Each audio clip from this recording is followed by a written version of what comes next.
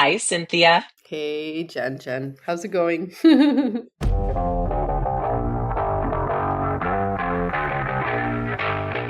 Welcome to the Marketing Duo podcast, the podcast where marketing experts Cynthia of Digital Bloom IQ and Jen of Jen Vasquez Media come together to share their wealth of knowledge and insights on scaling your business. Each episode, Cynthia and Jen dive into the latest marketing strategies, mindset shifts, and also growth tactics specifically designed for ambitious female founders who are tech savvy and eager to enhance their marketing game. Whether you're looking to fine-tune your approach or discover innovative ways to accelerate your business, the Marketing Duo podcast provides actionable tips and inspiring conversations to help you reach your goals. Tune in for a blend of practical advice and empowering discussions tailored to help you thrive in the ever-evolving digital landscape.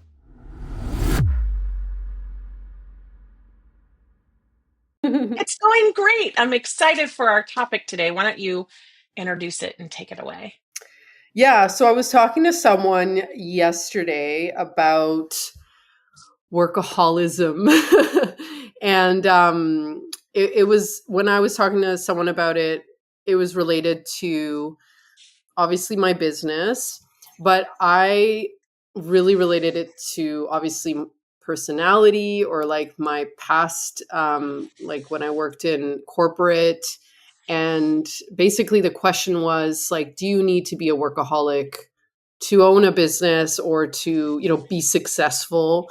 And anyway, it's such a good question. And I had so much I said to her, and I'm like, we need to talk about this with Jen because we're both so passionate about our businesses. And I'm sure there's lots of women, female founders who are also wondering about this because it's a good question. Yeah. Yeah. Tell us your feelings and then I'll tell you my feelings, but like, I'm curious to see what you felt because you mentioned corporate America, which is where I started as well. And there's a whole different mindset in my opinion, back in the day when I was there. Yeah, I want to say no. Like that's my like answer no, and that's why I stopped working, in a full-time corporate job because I felt like it was kind of idealized and made into this romantic thing, and I still see it. Like I love watching Suits, and that would be like a good example. It's like if you've never watched it, it's okay. It's a it's a show about lawyers and they're always working. Like it's not really realistic, right? But that's why it's a show. I can see how it's kind of glamorous to be like, I don't know, it could be glamorous. It could give you like a sense of purpose, right? But I actually started my business because I wanted something different and I wanted to make a real difference, but I also wanted a life. I wanted other parts of my life to be important to me too. And like, I think the freedom piece is important. So my only caveat to that is though, I don't think you need to be a workaholic, but you do need to find something that lights you up because that is going to keep you going when you're starting or you're in the middle or you're in the wherever you are. Like even now in my business I do things every day that I struggle because I'm not, maybe I don't have someone saying yeah you did it right or whatever. Like you need to create that for yourself, and even if you don't have your own business I think that's important. But yeah, I that's like my first take on that question. It was like, what if it could be different, but it could be something that lights you up instead of having to work how many hours a day, whatever that means. Yeah. Yeah. I'm going to go back to corporate America because at that time, at the time before I quit, I was not working in a job that I loved. But previous to that, and I'm bringing this up because what you just said about doing something you love really hit hard. So I was working at a company called Talk City, and it was the place where, like on 2020, they would say, "Come chat with Prime Minister after this show," and then he would be in there, and we'd have moderators that were doing it. And so I was a customer, like a customer management. I was in charge of all the customer management people Wow. for these chats, right? And I loved it. I worked with Disney and I worked with HGTV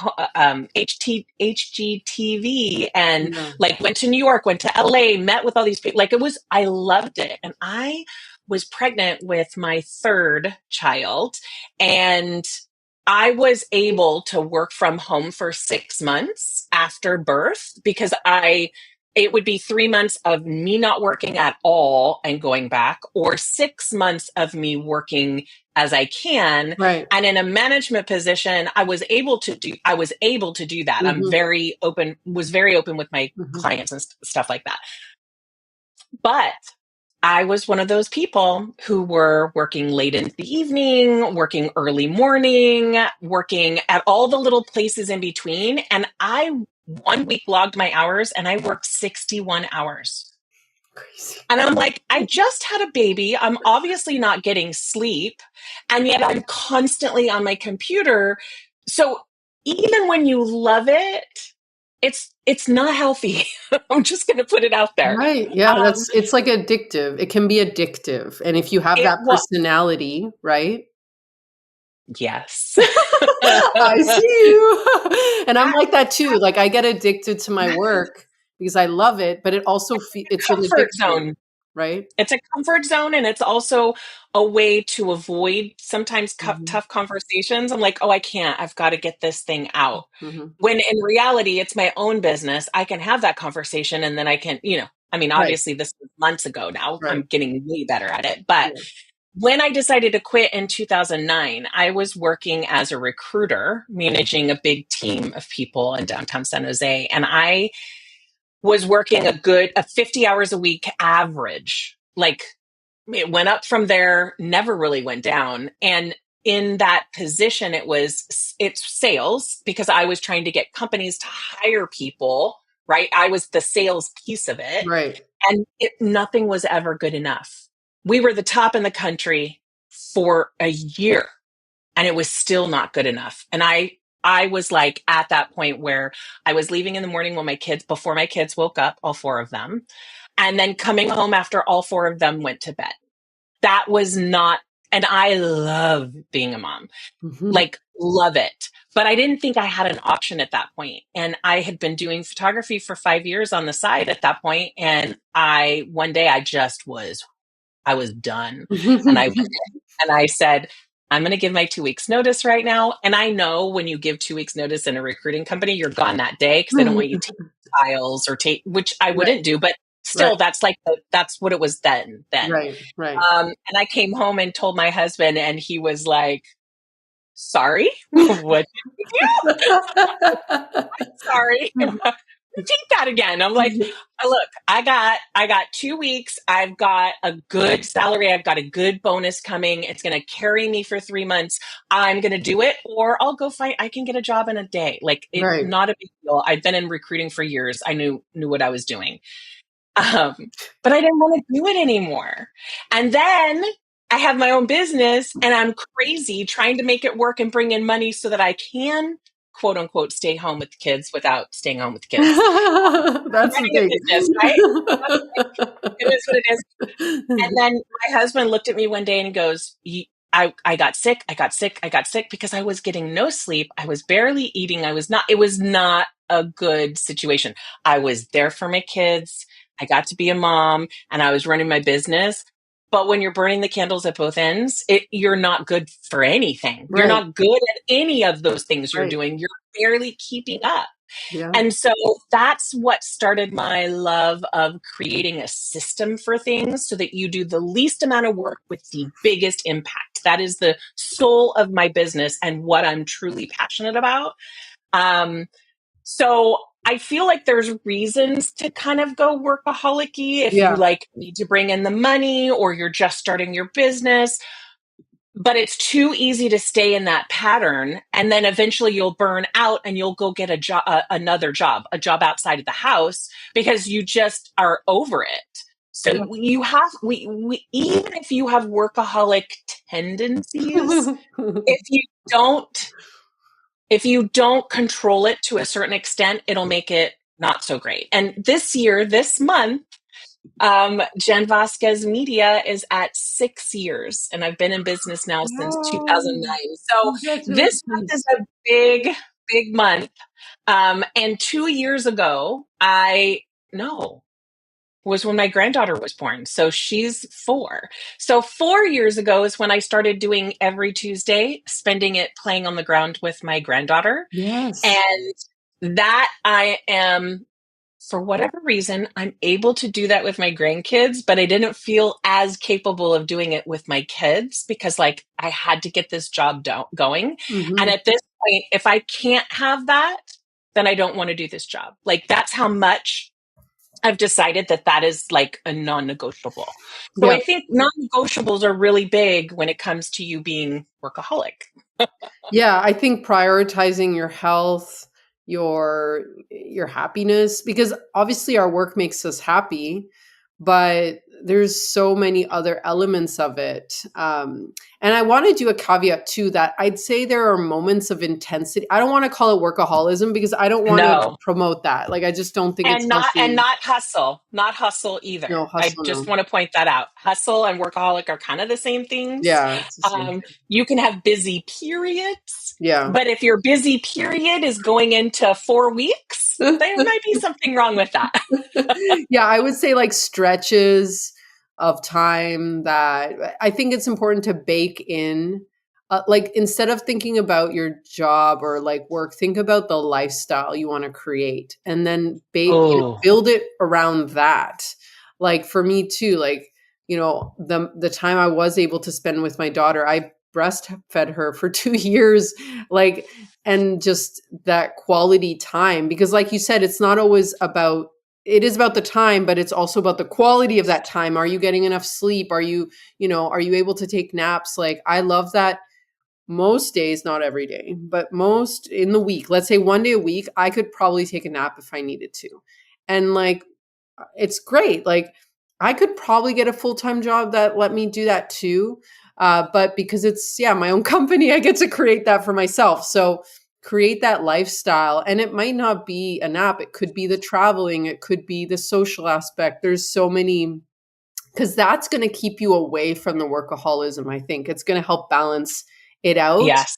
And finding also my other tip is like find advocates, because like people who advocate you to take care of yourself, because sometimes on your own, like I will find myself veering into that direction because I have that tendency.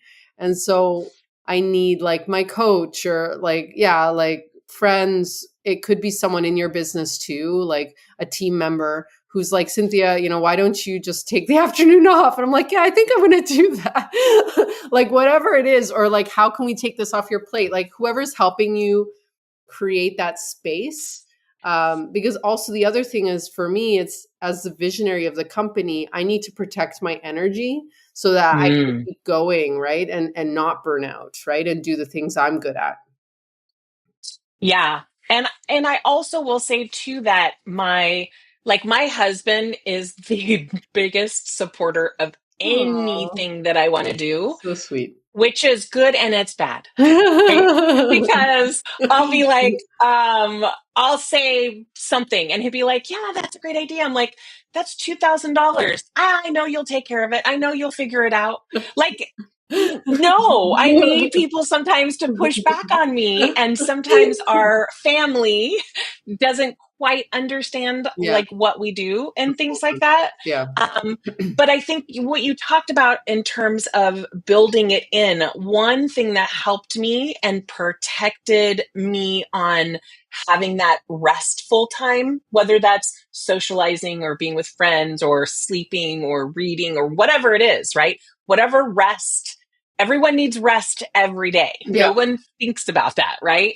Um, and so one way to protect that for me is to be very brutal with my calendar. So like I've had people, I only do podcast recordings for my Marketing Strategy Academy podcast Mhm.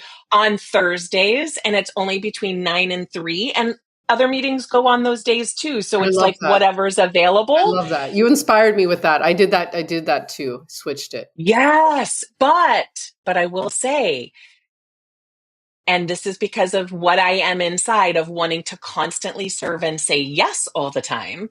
I have people who are like, well, I'm in this country and I need to have it be before this time and blah, blah, blah, blah. And I used to make those changes and now I'm not. And I think part of why I'm not doing that is I have enough guest experts coming on, and I still do my own solo podcasts Yeah. that were booked with guests through July. Right. So I don't have to move anything. Right. Really. I mean, I want to be kind and I want to be thoughtful, but I'm just being firm, because I'll tell you, I show up on a Thursday and I have 4 podcast recordings. I'm not doing that. So I also put a limit that I can only do 2 on Thursdays, Right. because you should have seen me after that 4th one. I don't even know how I made words come out of my mouth, because I also know myself and I am not really good after 2:00.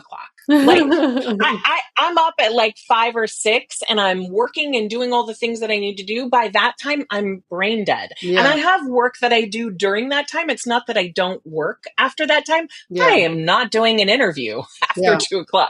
It's just not good for me. And because I'm on the West Coast and we have people on the East Coast, that's like 11:00 for them. So they have to either do, it's hard. But for me now, if it was someone that I really wanted to interview, of course I'm going to move it, because I really want to interview them. Yeah. But blocking your calendar, like Mondays, I have nothing after 11:00, but it's because it's all of my client work. Right. So Mondays, I do all of my client work with all my clients. I also do it on other days, if I'm being honest, but that's the day that's blocked. So if I have something urgent or I need to move a meeting because I wanted to go to the beach with my grandkids, I'll put it on a Monday, because that's it's my time, if you will. Yeah.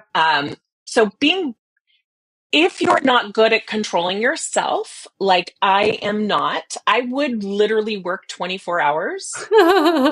If I did, like, I love reading. I love my baths. I love spending time with my husband and my grandkids and all the things. But if I can't not do anything. Like I'm not good at downtime. Yeah. And so I have to be brutal, or I'll just load up my calendar and then I'll be very unhappy. Yeah. Yeah. Or even and then my husband gets the brunt. Yeah. Like something that I realized, like I've been trying to exercise more and just move my body. And I got a gym membership and I wasn't going because it was too loose. Like I just could go whenever I want. And like, it was like, well, I'm not going to go now. I need to, answer emails. So now I hacked my system and like, I only work if it's like, you have to hack, your brain, right? So I only work if it's a strict like weekly thing. Like I know I have to be there and someone's going to be texting me if I don't go there. Right. And I feel bad because I said I would go. And so I have yoga and Pilates and it's once a week. And I go because I know that I have to be there. Right. The gym thing, it doesn't work for this time in my life. Maybe later it will. But if I don't book those things in, I just don't go. And then it's bad for my health. And that's not what I want, right, for myself. So you need to find the things that help you, like whatever you need to do, whether it's like getting a buddy or like whatever to like just balance it out a little. The other thing that also helped me a lot was, especially, becoming a mom, but this could be for anybody where, you have a health thing or maybe you just have shifting priorities, is reminding yourself that like more time isn't always more efficient or it's more like, it's just, that's kind of made up. So the whole tendency with the workaholism is like, I'm just going to spend all my time and pour it into this. And now, obviously I have a team and, I'm not doing things because other people are doing them, but I've really also hacked my brain to realizing and to just deciding actually, like the less I work, the more my company gets to grow because I'm doing the things that light me up and I'm hiring out the things that don't. And my clients are happy because they're getting a great service. And so suddenly you're giving yourself an opportunity to envision a different life and you still have that energy, like you said, like, but you get to do all those you get to do the other things because those are things that light you up, right? You get to read. Like I loved, you told me one day you booked out, I think, a full day or an afternoon. You told me to Yes. read, and I was like, I love that. Like that's not Yes. workaholic at all. That's freedom. Like that's But life. the funny thing is, the reason why it works is because I put it on my calendar. Yeah. Like if I don't put it on my calendar, I will always do work Yeah. before Default. I'll do Yeah. rest. And there's times where I know that I'm like overwhelmed in my head, not with the amount of work, but Yeah. more so with my head. Yeah. And I'll take just a pad of paper and a pen, and I will keep writing until I have nothing else in my head. And then I'll look at everything in my head, and 9 times out of 10, there's 2 or 3 important things, but all the rest is not as important as Yeah. I'm making it out to be. Yeah. And I have to like see it on the paper.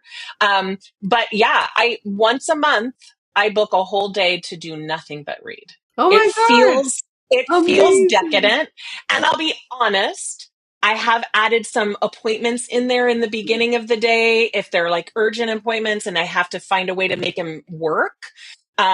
So it's not as firm, right, in there, but I know I'll get at least a half day. And there's times when I just need that. I do. I just need it. But I will also say too, working on, and this is like psychologically like a proven thing, when you work on like-minded things at the same time, you tend to get more work done. Yeah. So if you take blog for an example, you're going to free write the blog, you might use some AI in there, then you're going to go back in and you're going to edit it, and then you're going to like finalize it, and then you're going to upload it to your website, then you're going to create the graphics, and then you're going to upload those graphics, then you're going to publish it. You should never do that whole process at the same time. Yeah. You just really shouldn't. And so what I do is I do recording on one time.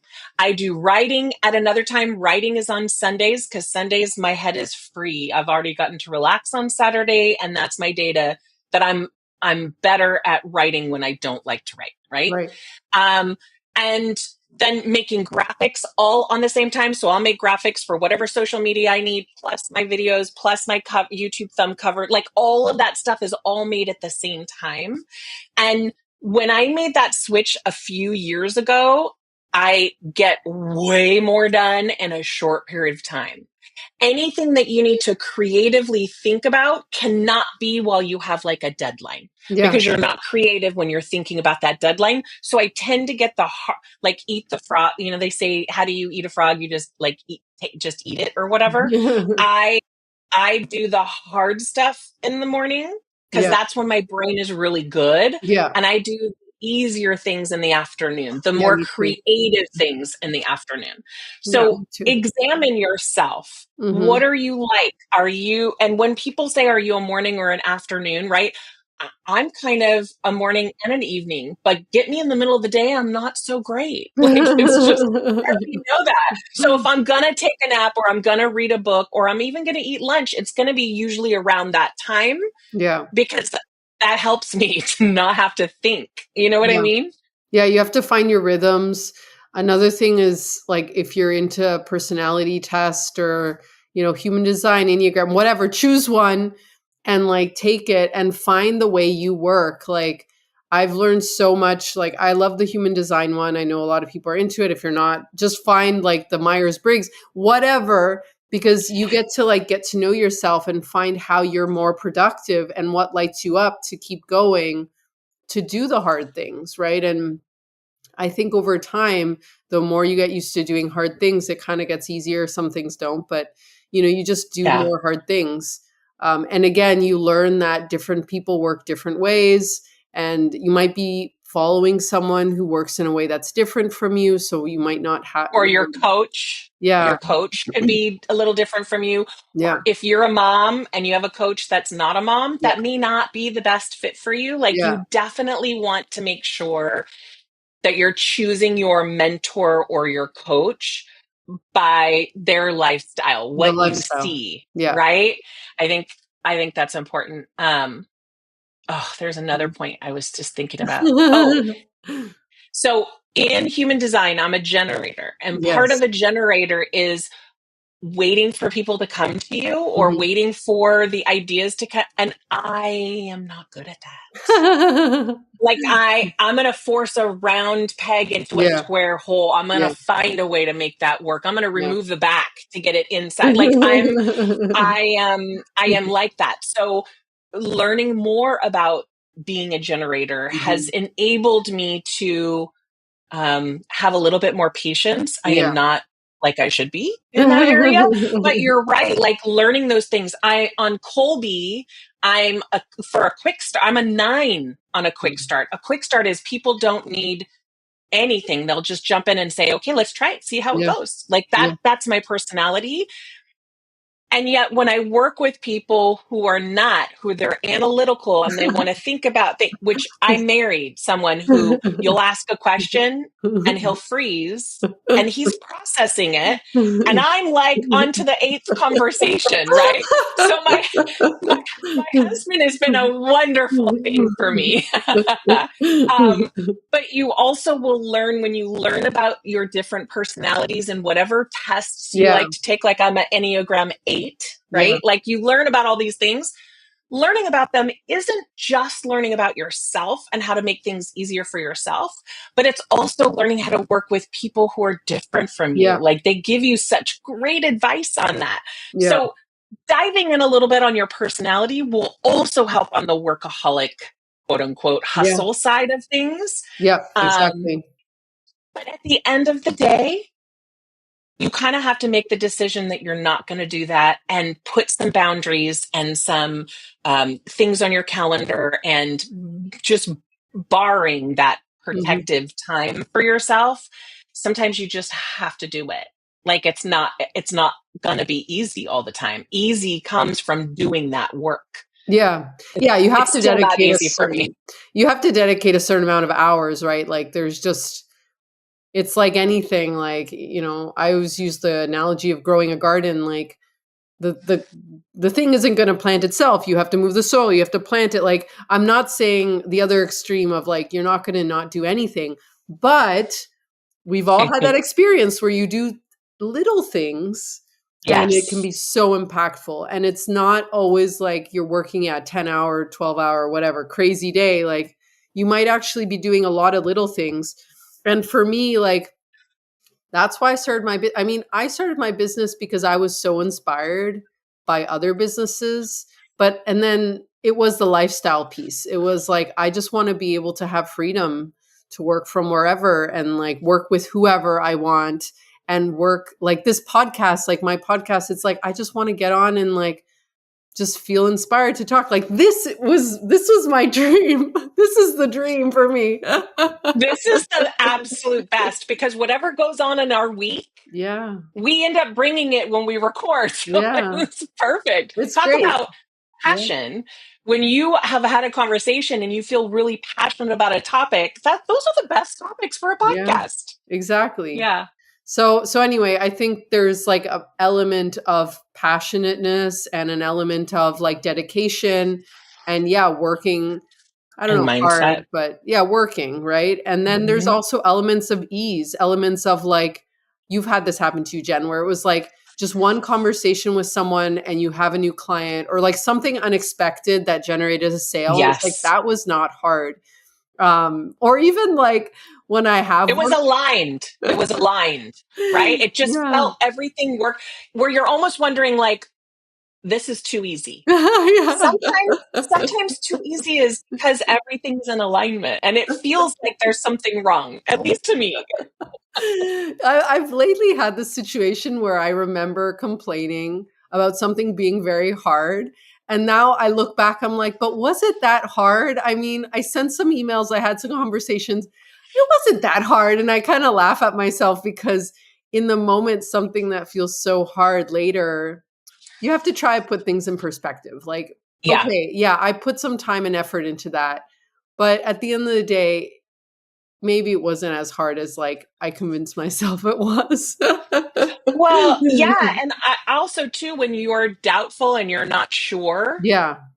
It makes everything like harder. Exactly. And if you are in a workaholic hustle mode, everything is hard. Yeah. I will say, Yeah. when you're in that, where you're working too much, Yeah. there is such a thing, right? When you're working too much, everything gets hard. Yeah.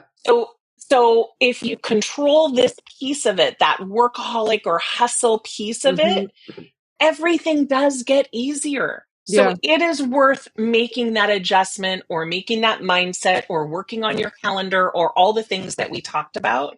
Yeah. Because I don't know any workaholic that has a successful business for a long time. Yeah. And it's You just could not think, attractive, especially. I was thinking about that. Like the people I find attractive online are the ones that are easeful, that it looks from the outside, things come easily to them. I know they're working their butts off on the other end, yes, but like that relaxed easefulness, that's what's going to help you grow your business when you're getting on a sales call or you're recording, whatever you need to record to sell, or when you're writing an email. Like when I've been in that flow of ease, and it doesn't always mean like it's easy, but it's like if I can get into a flow where I feel that space, yes, that's where creativity and like inspiration and all that magic comes from. And so that's why, I've been sometimes forcing myself to just like create that space, because my tendency is to yeah, fill space and just to fill everything. yes. Yeah. That is beautifully said. If Thank you you. have space in your calendar in what you're doing day to day, it gives you the ease if a meeting goes long. It gives Yeah. you the ease if you have action items that I like to do right after the meeting so I don't forget about them or Right. whatever. Like, I like to have that ease. And sometimes it's not possible, but then clear your afternoon. Stop earlier so you can Yeah. then do all the things that you need to do. Like, Yeah. you don't have to work the way that Cynthia or I have told you. Those are Yeah. just some things that Ideas. we use to help not be in that place. Yeah. And I think the other thing, or the last thing that I will leave, is if you are following or being mentored by or looking up to someone that is a workaholic, like they're never offline and they're never, they're the Yeah. ones that are commenting right away on things. That may not be the best example for you to follow. Yeah. It makes you feel like you're less than if Yeah. you're not doing that. And both Cynthia and I are here to tell you that having space doesn't mean you're going to make less money. It doesn't mean you're going to grow less fast. Yeah. In fact, anytime that for the last year and a half has been the best I've ever done in my business. And I worked the least than Yeah. I did years leading up to there. Yeah. Yeah. So, and yes, we have a team, and yes, those things. But I will say that right now, one of my team members has been out on medical leave for months. And so I've had to do a lot of that work. And if I'm still able to do all that work and have some peace in there, I know I'm doing the right thing right now. And when she comes back, I'm going to have even more space. I'm not going to fill it.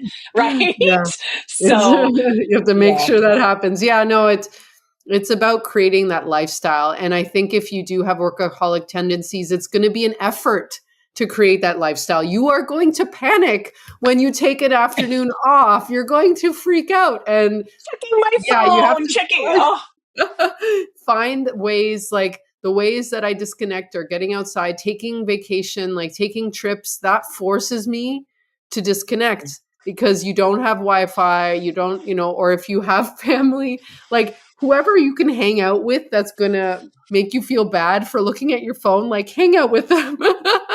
Like get you away know, from your phone. yeah. On Tuesdays, when I'm with my grandchildren, I would leave my cell phone muted in my purse. My Yeah. husband could call my daughter Yeah. if he needed to get a hold of me, right? Yeah. Like, that's how I was thinking about it. Otherwise, I'm constantly looking at it. And Yeah. there's a lot of people that will remove stuff off their phone. Yeah. For me personally, some people that works great for. For me personally, if I have all those things on my phone, if I'm going to go get my nails done or have my hair done, which I like to do during the week and keep my weekends for my family, Yeah. having it on my phone means that I can work while that's going on, or Right. at least answer urgent things. Or so you just have to be You have to be disciplined. Yeah. As disciplined as you are when you're a workaholic, you have to be more disciplined to Yeah. not be one. Yeah. Yeah. Yeah. It's a whole thing, but whether you are or you aren't, I don't think it's a prerequisite. I think you can be super Yeah. successful. And yeah, I also think about how many people don't have passion in their business and are also successful, like are successful in the sense that they can make a business work. Like sometimes there's just some practical things, like if you think about investors or angel investors, like they look at businesses in a really different way that maybe you and I look at them. And so when you think about it that way, you can approach it with like a little bit more of that distance that requires you to make just more practical decisions. And then you can go on with your life and do the things that light you up that are going to help you, keep going. Yes. And we would love to hear from you. So go to Instagram, let us know about how are you a workaholic or are you a recovering workaholic like we are, who are working really hard at it? And especially if you have any tips, let us know. We Mhm. want to share them with others. So Yes. go in and leave us a DM on there and we'll share it because I feel like, Cynthia and I are not the only ones talking about this. And I know that there's people out there that have ways. I have friends who have 6 kids and they run a business. Like, I want their tips, right? So Yeah. if you have some tips, definitely share it with us. And as always, subscribe and like and leave a review and all the things. But we will see you next week. Bye, Cynthia. Bye.